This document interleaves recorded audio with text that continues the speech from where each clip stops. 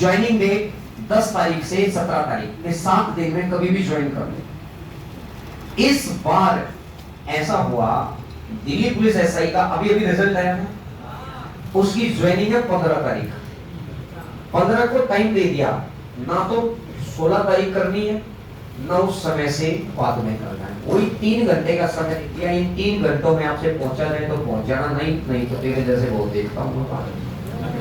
यानी कमाल की बात देखो कि अभी जैसे तो मुझे लगा कि नहीं तो मैं उस बच्चे को बहुत लेट बुलाना चाह रहा था, अभी जिसकी आईटीबीपी में रैंक 2 आई थी, जिसका दिल्ली पुलिस के अंदर AIR 44 आया है, तो इनको, लेकिन उसने बोला कि सर अब उसके 3 को ला चुके कि सर 15 तारीख डेट आ गई, अब जैसे मेरी ज्वाइनिंग शुरू हो जाएगी मतलब 15 तारीख को सुबह 10 बजे रिपोर्टिंग करना है उनको। 1 बजे तो उनको तक उनका डॉक्यूमेंट और जो भी ऐड करवाना है ऐड हो जाएगा। 1 बजे के बाद तो उनकी ट्रेनिंग स्टार्ट हो जाएगी, मतलब उस दिन भी क्लास कर दी उनकी, और फिर अगले लगभग 10 महीने उनकी ट्रेनिंग चलेगी। तो जैसे लगभग 10 महीने, बीच बीच में ड्यूरेशन मिलता रहेगा, लेकिन उन 10 महीनों के दौरान ना छुट्टियां नहीं देते हैं। तो फिर वो बच्चा भी इसलिए आना चाह रहा था कि सर उसके बाद तो छुट्टी तो मिलेगी नहीं, क्योंकि लगभग 10 महीने तो फिर मैं पैक हो जाऊंगा। हाँ, उसके बाद मुझे कहीं ज्वाइनिंग मिलेगी ना, उसके बाद फिर वो खाना मिल जाता है, तो फिर कार्यक्रम दोबारा स्टार्ट होता है कि भाई छुट्टी वुट्टी या जो भी कार्यक्रम तो आपको मिलवाएंगे। तो कोशिश ये की गई है कि 15 तारीख को उसकी ज्वाइनिंग आ रही है उन तीनों चारों बच्चों की, जो रिसेंट दिल्ली पुलिस में अच्छी खासी रैंक से सिलेक्ट हुए हैं, और उनको मैं सोच रहा हूँ 15 से पहले ही किसी दिन बुला लूं।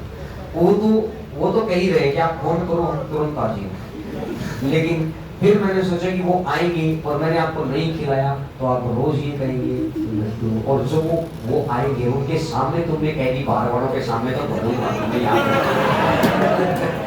ना, और तुम्हें ये पता चल गया कि वो आज मौका है। जैसे कई बार नहीं होता कि प्रोटेस्ट दिखाने का आज मौका है, जिस दिन सीएम आएगा उसी दिन काले झंडे दिखाएंगे, तो तुम्हें पता चल जाएगा कि वो बेचारा यहाँ आएगा, उनके माँ बाप आएंगे, तो वो भाई अच्छी बात है कि एक बच्चे को मोटिवेशन मिलेगा, तो आपने सीखा देखा ऐसा नमूना भी मिल सकता है, और सारी बातें ठीक है, उस वक्त नहीं है ना। तो इसके लिए फिर मैंने ये सोचा कि लड्डू का कार्यक्रम भी उस दिन करवा दिया जाएगा, ताकि आपके मन में ऐसा रहे ना कि सब लड्डू नहीं खाना चाह रहे थे। एक मोमेंट होता है,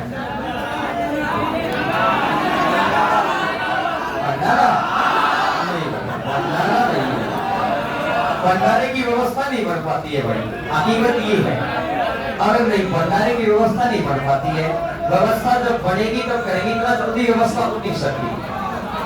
एक्चुअली मैं बताऊं, भंडारा जब हुआ था, अभी मेरे माइंड में ना मैंने सोचा नहीं एक्चुअली कि मैं क्या कर सकते हैं, व्यवस्था तो बना लेंगे, दिमाग है कुछ न कुछ तो दिमाग निकाल ही लेगा रास्ता, लेकिन अभी मैंने इसका ना सोचा नहीं है कि जो पिछली बार जो एकदम से वो मच बैठता है, उस टाइम कैसा क्या किया जाए कि व्यवस्था ओके रहे।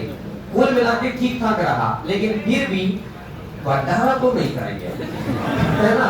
भंडारा एक बात बताता हूँ, भंडारे कम खर्चा में होता है, लड्डू ज्यादा खर्चे में होता है, मैं तुम्हें बता देता हूँ। तुम्हारे लिए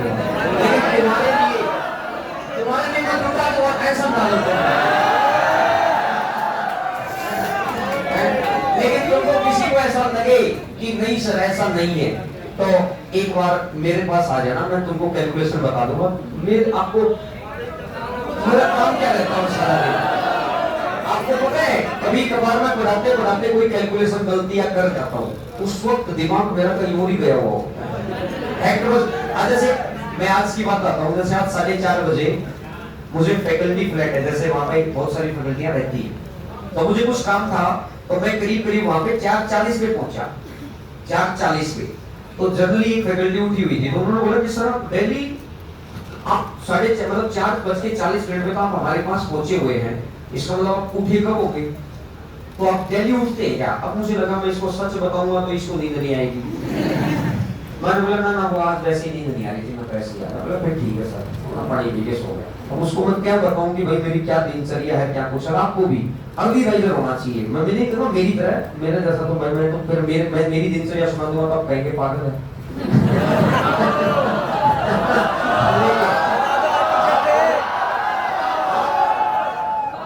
तो मेरी दिनचर्या सुन तो तुम ढक्कनों इतनी देर से ये मैं सुना रहा था ना, और अब देखो मैं यही देख रहा था, हर जगह इधर आ जाओ, सब तुम इधर आ जाओ।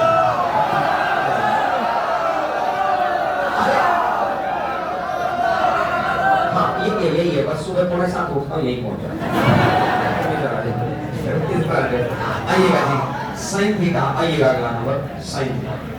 जब तुम्हारी वैसी उम्र रहेगी ना काम करने की, तो मेरे से पूछ लेना कि क्या करना होता है, कितना डेडिकेशन तुम्हें दिखाना होता है अपने काम के प्रति। आ जाओ बस। अरे तुम पहले पढ़ाई के प्रति दिखा दो, तुम एक्स्ट्रा टाइम में काम मत करो, किसी ने बोला है ना कि बोला बहुत ज्यादा धन चाहिए, तो एक बढ़िया कहता है कि भैया मैं ना 35 दिन का महीना बना दूंगा। बोला 35 दिन का महीना?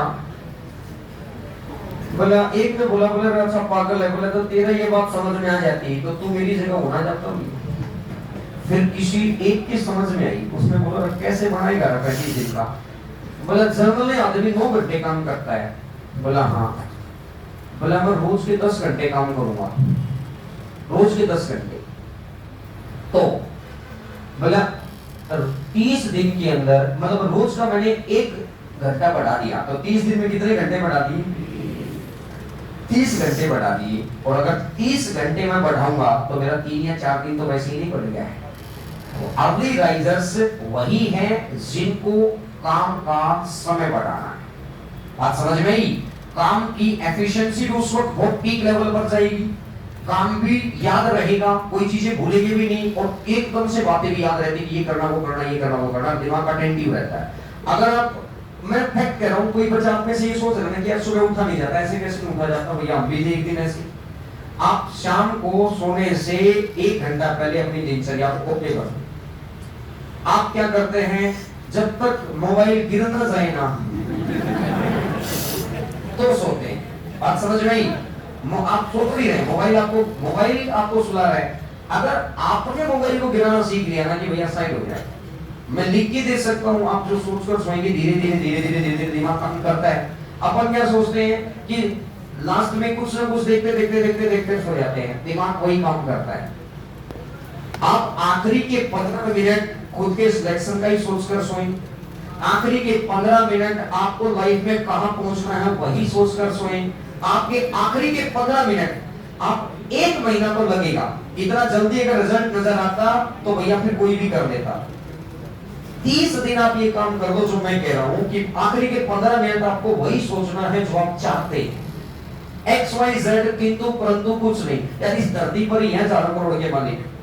जैसे कल पता क्या है मुझे, तो शाम को पता चला, सूजी सर ने बताया, कोई RAS है और वो अजमेर के अंदर कोचिंग चलाते हैं, और RAS है तो obvious सी बात है भैया, मोटी आसामी है, 100-150 करोड़ के मालिक होंगे, काफी समय से कार्यक्रम कर रहे हैं, और मतलब अच्छा खासा उन्होंने कोई रिप्रेजेंटेटिव भेजा हुआ था एक प्रपोजल लेकर कि सर ऐसा ऐसा है, अगर सर इंटरेस्टेड हो तो बताइएगा। एक अच्छा खासा लंबा प्रोजेक्ट बताया था। मैंने सुना शाम को 9 बजे से, फिर मैंने बोला ठीक है मैं बताऊंगा 2-3 दिन के बाद।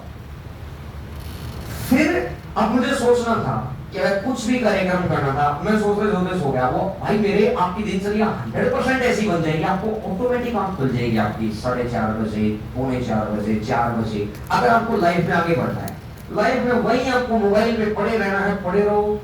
135 करोड़ का देश है, हमारी आंखों के सामने ये 235 करोड़ का हो जाएगा, किसी के कुछ फर्क नहीं पड़ेगा। बात समझ में आई?